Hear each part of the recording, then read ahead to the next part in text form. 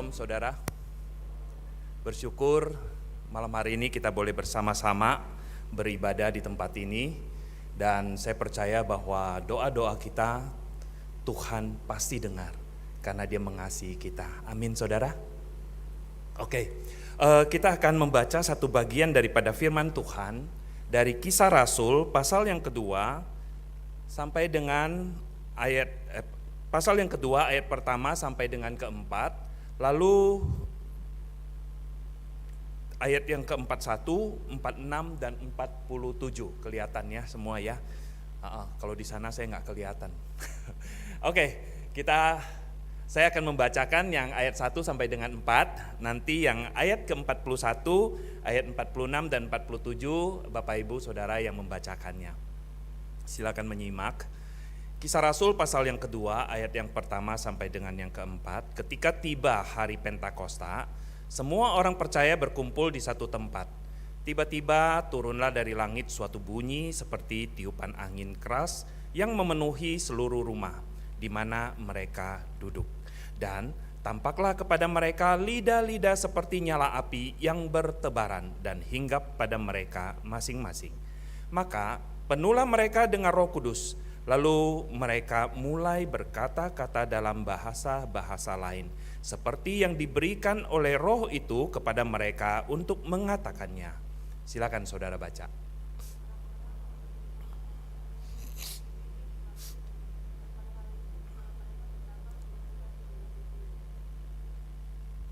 Selanjutnya.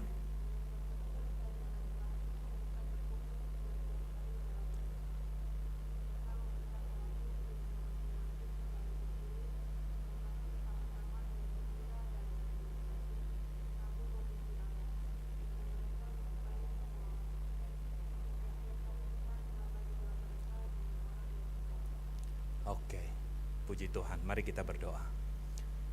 Segala puji syukur hanyalah bagimu Tuhan, karena Engkau Allah yang baik.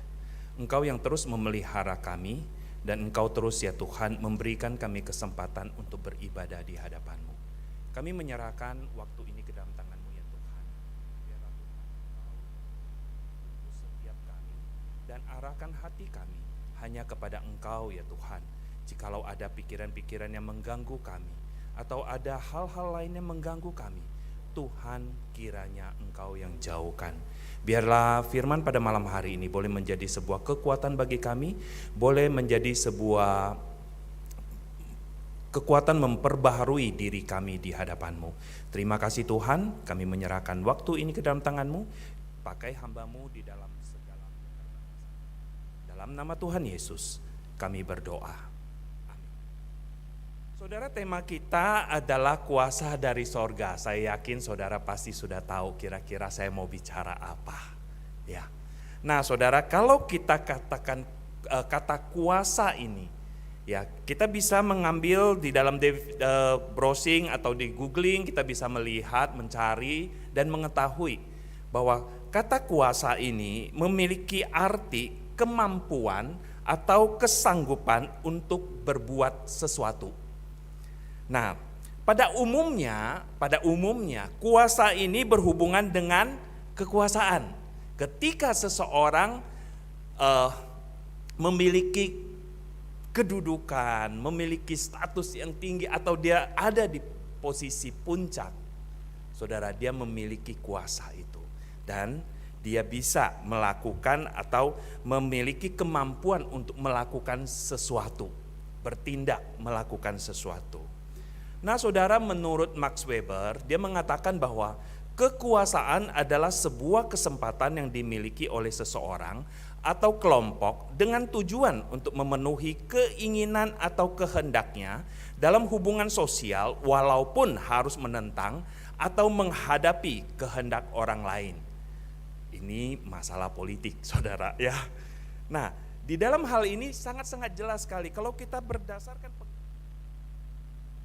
Max Weber ini, ya, kekuasaan itu dapat diartikan sesuatu yang sangat-sangat menyeramkan. Kenapa saudara? Karena dengan kekuasaan itu kita bisa memaksa orang lain untuk melakukan atau melakukan apa yang kita inginkan dan tujuannya adalah mewujudkan apa yang aku mau, apa yang dimaui oleh yang memiliki kekuasaan itu, yang memiliki power itu, saudara.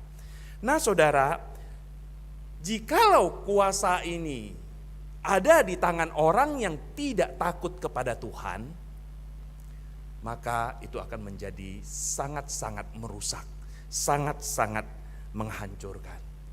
Ya, kita bisa lihat di dalam kehidupan dunia, ya, dari zaman ke zaman, orang yang tidak takut kepada Tuhan, bagaimana dunia itu menjadi hancur, saudara, oleh orang-orang demikian. Nah, saudara, kuasa yang akan kita bahas pada malam hari ini, kita tidak bahas masalah itu. Tetapi yang ingin saya bahas di sini adalah kuasa yang dijanjikan oleh Tuhan kepada murid-muridnya.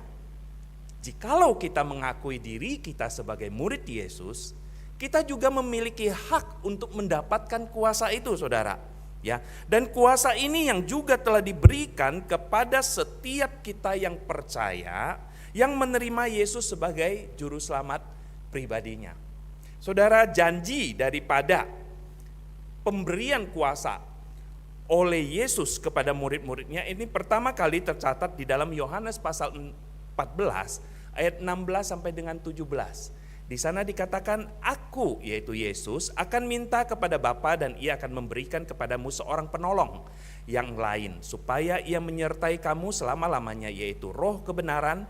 Dunia tidak dapat menerima dia sebab dunia tidak melihat dia dan tidak mengenal dia, tetapi kamu mengenal dia sebab ia menyertai kamu dan akan diam di dalam kamu. Ini pertama kali Yesus masih ada di dalam dunia bersama-sama dengan murid-muridnya. Dia memberikan janji yang demikian kepada murid-muridnya. Nah, apa tujuan yang ingin dicapai dari pemberian kuasa, janji pemberian kuasa ini? Belum mendapatkannya, saudara. Belum mendapatkan ya. Ini sebuah janji. Nah, saudara, di dalam Yohanes pasal yang ke-14 ayat yang ke-26 di sana dikatakan apa? Tetapi penghibur, yaitu Roh Kudus yang akan diutus oleh Bapa dalam namaku, dialah yang akan mengajarkan segala sesuatu kepadamu dan akan mengingatkan kamu akan semua yang telah kukatakan kepadamu. Lihat tujuan pertamanya, saudara. Ya, penolong yaitu Roh kebenaran akan menyertai kamu dan akan diam di dalam kamu. Dia itu adalah Roh Kudus, dia adalah sang penghibur. Dia akan mengajarkan, mengingatkan apa? Mengajarkan apa? Semua yang telah Yesus ajarkan kepada murid-muridnya. Nah, saudara, di dalam Yohanes pasal yang ke-15 ayat 26 sampai dengan 27, di sana dikatakan, jikalau penghibur yang akan kuutus dari Bapa datang, yaitu Roh kebenaran yang keluar dari Bapa. Perhatikan di sini, kata Roh kebenaran diulang sekali lagi. Ia akan bersaksi.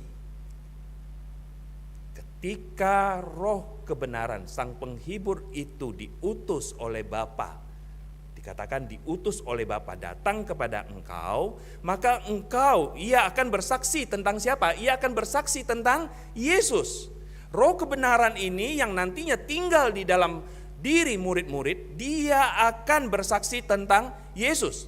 Tetapi jikalau Roh itu tinggal di dalam kamu, kamu juga harus bersaksi karena kamu dari semula bersama-sama dengan aku. Saudara, lihat tingkatan ini yang terjadi, ya. Ketika Roh itu diberikan oleh Bapa, yaitu Roh tinggal di dalam orang-orang percaya, maka setiap orang percaya harus bersaksi. Nah, saudara, ini adalah janji pertama kali dan penjelasan serta tujuan daripada Yesus memberikan janji itu kepada murid-muridnya. Lalu saudara, Lukas pasal yang ke-24 di ayat yang ke-29 di sini mencatat apa? Ini setelah Yesus bangkit. Setelah Yesus bangkit, dia menjanjikan apa? Dia berkata apa? Dan aku akan mengirim kepadamu apa yang dijanjikan Bapakku. Tetapi kamu harus tinggal di dalam kota ini sampai kamu diperlengkapi dengan kekuasaan dari tempat tinggi. Saudara, lihat perubahannya. Ketika Yesus masih bersama-sama dengan murid, dia mengatakan, aku akan meminta Bapa mengutus Sang Roh kebenaran, Sang Penghibur kepada kamu. Tetapi setelah dia bangkit, dia berkata bahwa aku akan kembali kepada Bapa dan aku akan mengutus. Nah saudara, supaya apa? Supaya engkau diperlengkapi. Diperlengkapi untuk apa? Tadi bukankah sudah dikatakan bahwa orang yang disertai, yang menerima daripada Roh kebenaran itu, dia harus bersaksi. Bersaksi tentang apa? Bersaksi tentang Kristus. Ini kedua kalinya setelah Yesus bangkit. Lalu saudara, di dalam Kisah Rasul pasal 1 ayat ke-8. Di sana menceritakan bagaimana Yesus berkumpul dengan murid-muridnya dan Yesus akan diangkat ke sorga. Pada saat itu dia berkata apa? Tetapi kamu akan menerima kuasa kalau Roh Kudus turun ke atas kamu, dan kamu akan menjadi saksiku di Yerusalem dan di seluruh Yudea dan Samaria dan sampai ke ujung bumi. Saudara, sebelum Yesus naik, dia kembali menegaskan, engkau harus menunggu, engkau menunggu bukan waktu kita. Kadangkala saudara, di dalam kehidupan kita ingin cepat-cepat sekali mendapatkan apa yang dijanjikan oleh Tuhan. Tetapi waktu Tuhan bukan waktu kita. Waktu kita, saya katakan, lebih banyak dipenuhi oleh nafsu diri kita untuk memuaskan keinginan kita. Tetapi waktu Tuhan itu adalah waktu yang indah, waktu yang tepat, waktu yang tidak pernah terlambat dan pas untuk kita. Karena dia ingin ketika itu diberikan, kita bersyukur kepada dia, kita memuliakan dia. Dan di Kisah Rasul ini dikatakan bahwa Roh Kudus turun ke atas kamu. Ingat, kembali dikatakan, tujuannya adalah akan menjadi saksiku. Saudara, kata kuasa yang dipakai di sini adalah bahasa Yunaninya adalah dunamis, saudara. Kata ini juga digunakan di dalam doa Bapa kami. Di dalam doa Bapa kami bagian terakhir, di sana dikatakan di dalam Matius dicatat, dan janganlah membawa kami ke dalam pencobaan, tetapi lepaskanlah kami daripada yang jahat. Saudara, biasanya kita berdoa tidak selesai di sini, karena kita lebih suka menggunakan catatan daripada Matius. Padahal di dalam catatan-catatan yang lain, kata karena engkaulah yang mempunyai kerajaan dan kuasa dan kemuliaan sampai selama-lamanya, ini ada bagian yang tidak dicatat. Ada catatan-catatan dari Alkitab yang lain itu tidak mencatat perkataan ini. Nah, padahal sebenarnya saudara, kalau kita membaca, dan janganlah membawa kami ke dalam pencobaan, tetapi lepaskanlah kami daripada yang jahat. Di sini sudah menunjukkan siapa yang memiliki kuasa. Kuasa itu ada di pada siapa? Yaitu Tuhan. Bukankah demikian saudara? Kata karena engkaulah yang mempunyai kerajaan sorga dan kuasa dan kemuliaan sampai selama-lamanya, ini menjadi pelengkap, ini menjadi menegaskan perkataan yang di depan. Ini adalah kuasa daripada Tuhan. Nah saudara, penggenapan daripada janji Yesus untuk memberikan kuasa itu tergenapi pada saat kapan? Pentakosta. Pentakosta itu adalah hari ke-50 dari kebangkitan Yesus dan 10 hari setelah ia naik ke sorga. Kisah Rasul yang tadi kita baca bersama, kalau bisa saudara pulang baca keseluruhan daripada Kisah Rasul pasal yang kedua ini, menceritakan, merupakan sebuah implementasi dari kuasa yang Tuhan Yesus janjikan untuk diberikan kepada orang percaya. Nah saudara, ini yang akan kita renungkan bersama, kita akan pelajari bersama. Minimal ada 3 hal yang dilakukan oleh orang percaya yang menerima kuasa ini. 3 poin saudara. Yang pertama saudara, kuasa bersaksi tentang Tuhan. Karena inilah tujuan daripada diberikannya Roh Penghibur, Roh kebenaran itu kepada orang-orang percaya. Saudara, kuasa untuk bersaksi bagi Tuhan itu sudah diberikan. Lalu bagaimana mereka bersaksi pada saat itu di Yerusalem itu saudara? Hal yang paling menakjubkan adalah bahwa ketika kuasa itu diberikan, Mereka bisa berkata-kata dan mereka berkata-kata bukan hanya dalam bahasa ibu mereka, tetapi mereka berkata-kata dengan banyak bahasa yang akhirnya dimengerti oleh orang-orang yang ada di kota itu. Setiap orang yang mendengar mengerti. Artinya saudara, kuasa Roh Kudus ketika diberikan itu memampukan mereka untuk menembus batas-batas daripada logika. Saudara, waktu saya membaca ini, saya selalu ingat saudara, satu peristiwa yang saya alami sendiri. Tahun 2009 saudara, saya mendapatkan kesempatan untuk melayani ke China saudara, ke daerah Sichuan ya. Nah, terus pergi lagi ke daerah agak pedalaman saudara. Saudara, di sana saya dikenalkan dengan seorang ibu ya, seorang ibu yang sudah percaya Tuhan saudara. Dia tidak bisa baca. Kalau dikasih koran atau dikasih tulisan yang lain dia tidak bisa. Tetapi begitu kasih dia Alkitab saudara, wow, dia bisa mengenali semua huruf itu. Saya nggak percaya saudara, saya coba mencari di koran huruf yang sama dengan huruf yang ada di dalam Alkitab. Lalu saya tunjukkan kepada dia huruf di koran. Bukan cuma sekali saudara. Saya lakukan itu 2 kali, kalau 3 kali saya takut dia marah saudara ya. Saya lakukan itu, dia nggak ngerti. Tapi begitu saya tunjukkan huruf tersebut dari Alkitab, dia langsung kenal satu huruf itu saudara. Saudara, ini adalah kuasa daripada Roh Kudus yang diberikan melampaui logika. Kuasa yang diberikan untuk anak-anaknya bersaksi. Saudara, saya kenal seorang misionaris yang pergi ke China saudara. Waktu pertama kali dia pergi ke sana, bahasa Mandarinnya belepotan. Kalau dia ngomong, saya pun tidak ngerti saudara. Tetapi kok dia bisa ya membawa orang-orang percaya kepada Tuhan, gereja-gereja rumah ya. Dia malah bisa di dalam persekutuan itu dia men-sharingkan firman Tuhan, yang dengar itu semua orang China saudara. Dan mengerti apa yang dia katakan. Padahal kalau diajak ngomong saudara, sulit sekali untuk dimengerti. Nah, di sini Lukas tidak menulis dengan jelas ya apa yang dikatakan oleh orang-orang tersebut. Minimal ada 120 orang yang menanti bersama dengan rasul-rasul pada saat itu. Nah, apa yang mereka katakan? Yang mereka perkatakan itu, banyak penafsir setuju bahwa mereka memperkatakan puji-pujian akan kebaikan, pekerjaan, dan kebesaran Tuhan. Sehingga orang-orang pada saat itu bingung, dan mereka juga ada yang mengerti karena ada kejadian yang besar yang terjadi di Yerusalem pada saat itu, yaitu mengenai penyaliban Yesus. Mengapa saya katakan demikian saudara?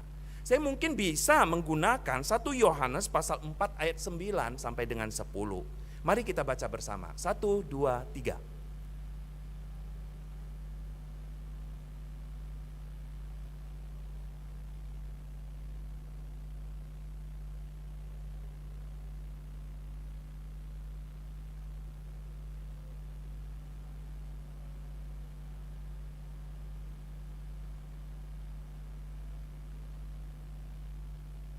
Nah saudara, ini yang diberitakan, ini yang disaksikan oleh murid-murid pada saat itu. Oleh orang-orang yang menerima Roh Kudus pada saat itu.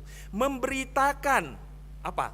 Memberitakan kebaikan daripada Tuhan. Kasih Tuhan yang begitu besar yang dinyatakan bagi mereka pada saat itu. Saya percaya saudara, di dalam kehidupan kita, di dalam kehidupan kita sebagai orang yang telah diselamatkan, sudah mengalami berbagai kebaikan dan karya Tuhan di dalam setiap segi kehidupan kita. Permasalahannya, saudara mau mengakui itu dari Tuhan atau karena kuasa atau karena kekuatan diri saudara sendiri. Saudara, di dalam kehidupan pelayanan, di dalam kehidupan pribadi saya merasakan dan menikmati begitu besar kasih Allah kepada saya saudara. Dan saya yakin kasih itu juga yang diberikan kepada saudara. Permasalahannya, pertanyaannya, apakah saudara mau menyaksikan itu kepada orang-orang di sekitar saudara? Mau tidak saudara berkata-kata kepada orang-orang di sekitar saudara? bahwa Tuhan itu begitu baik bagi saya. Baiknya kenapa? Karena Dia menyertai saudara, menyertai saya. Saudara, memperbincangkan kebaikan daripada Tuhan itu sangat sederhana sekali. Apa yang kau alami? Saudara, hari ini kita masih bisa bernafas. Hari ini nafas ini masih nempel di hidung kita. Itu karena kebaikan Tuhan. Hari ini kita bisa melewati masa-masa sulit. Itu karena kebaikan Tuhan. Kesulitanmu, kesulitanku mungkin kita bisa katakan berbeda. Tetapi mengapa kita ada sebagaimana kita ada hari ini? Itu karena kasih Allah. Itu yang perlu engkau saksikan. Itu yang perlu engkau katakan kepada banyak orang, saudara. Lalu yang kedua, saudara. Kuasa yang diberikan adalah kuasa memberitakan Injil Kristus. Matius pasal 4 ayat 19, Yesus berkata kepada mereka, "Mari, ikutlah aku dan kamu akan kujadikan penjala manusia." Ini sebuah perkataan yang mungkin pada saat dikatakan kepada murid-murid, mereka tidak mengerti. Apa sih menjadi penjala manusia?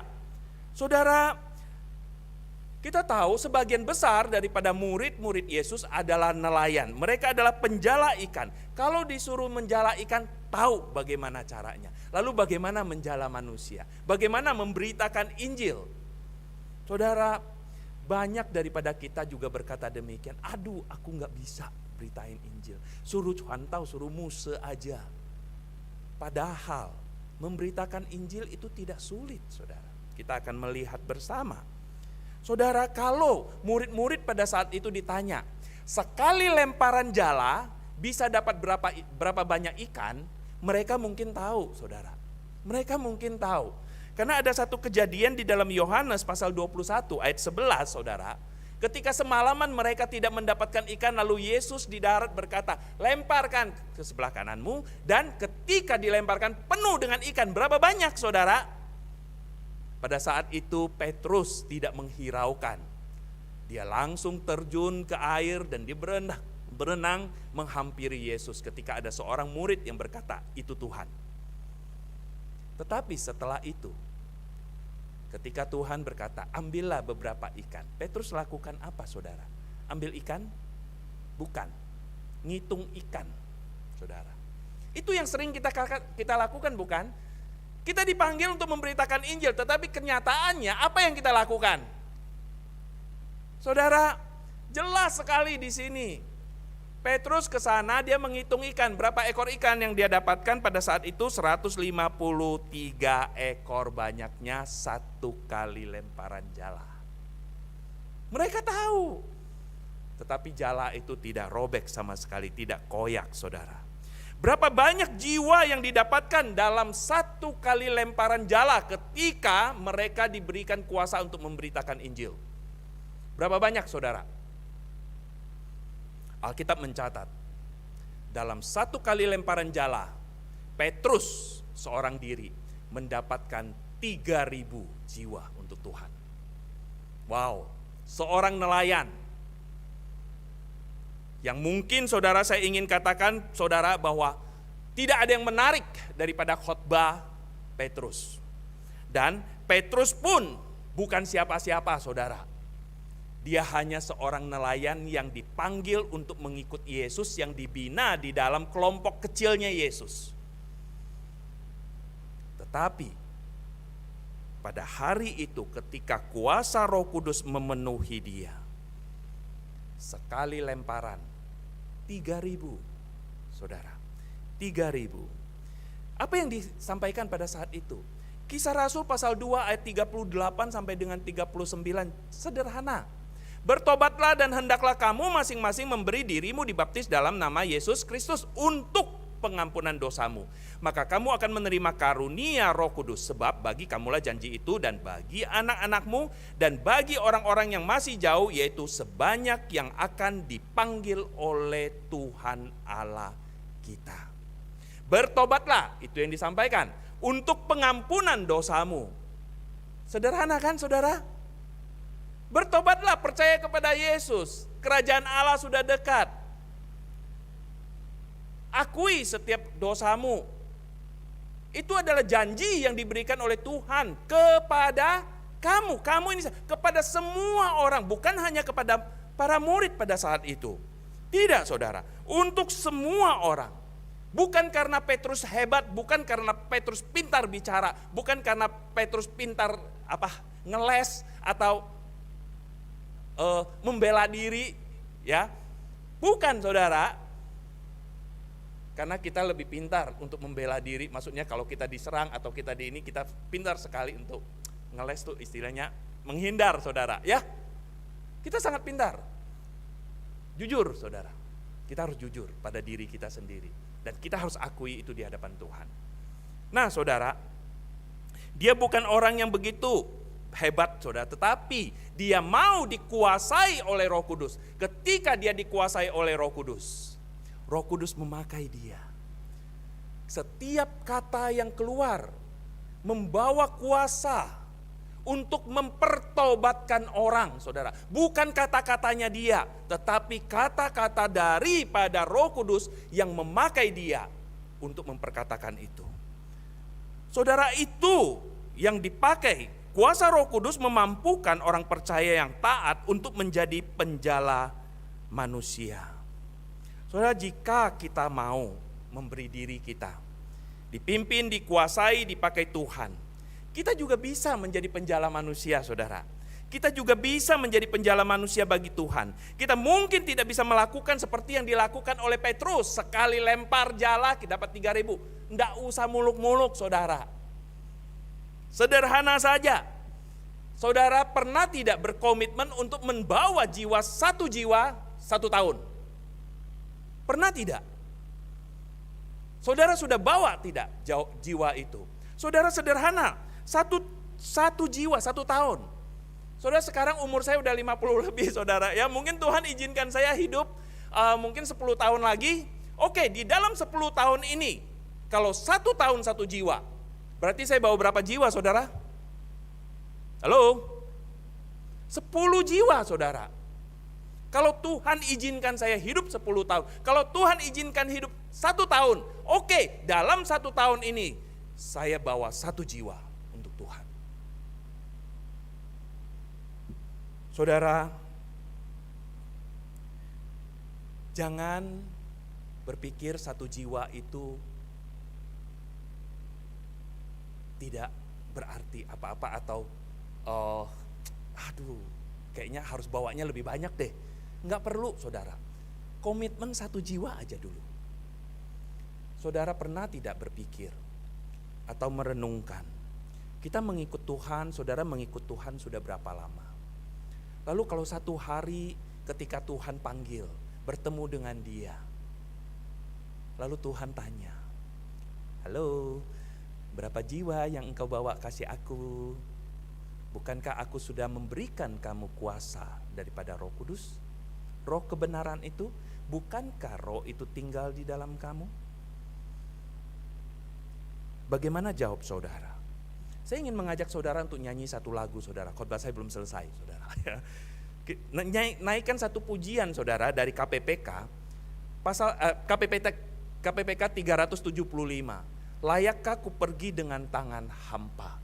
Saudara renungkan setiap kata daripada lagu ini. Ketika kita bertemu Tuhan, Tuhan tanya, berapa jiwa yang kau bawa?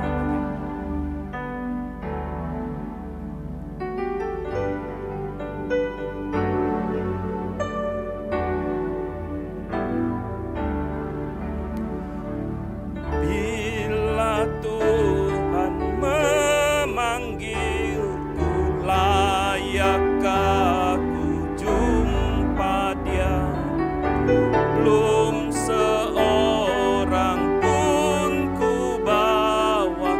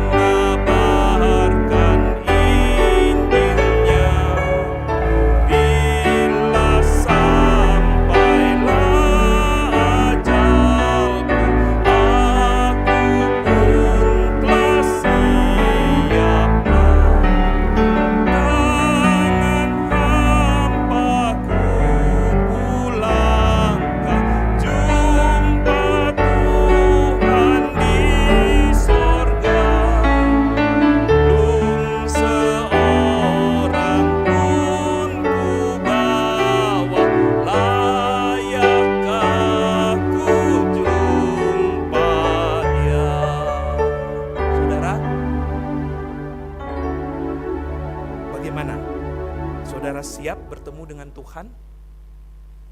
Memberitakan Injil seharusnya menjadi gaya hidup daripada setiap kita orang yang percaya. Karena memberitakan Injil adalah panggilan bagi setiap orang yang menyebut dirinya murid Yesus. Kita tidak bisa? Tidak, saudara. Kita pasti bisa. Karena kuasa Roh Kudus sudah diberikan kepada setiap kita.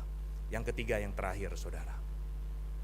Ketika kuasa itu diberikan, maka kuasa itu memampukan orang-orang percaya untuk menghidupi Injil Kristus.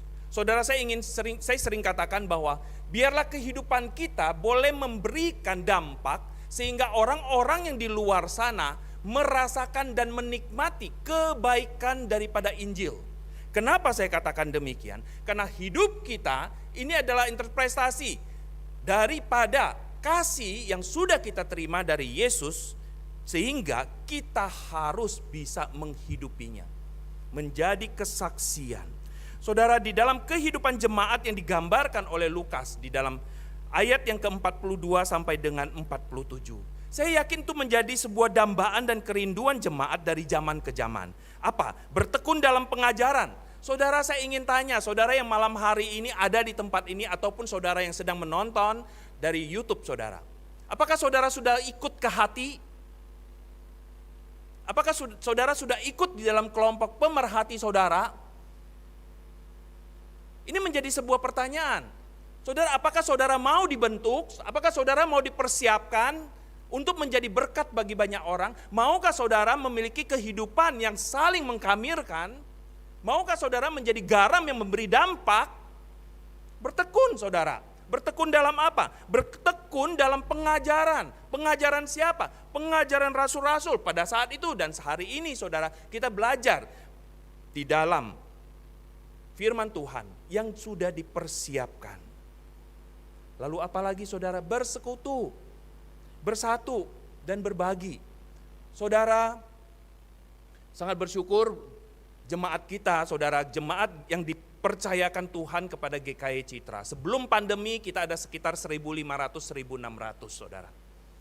Tetapi sekarang di mana yang 400, saudara? Itu menjadi pertanyaan saya, saudara.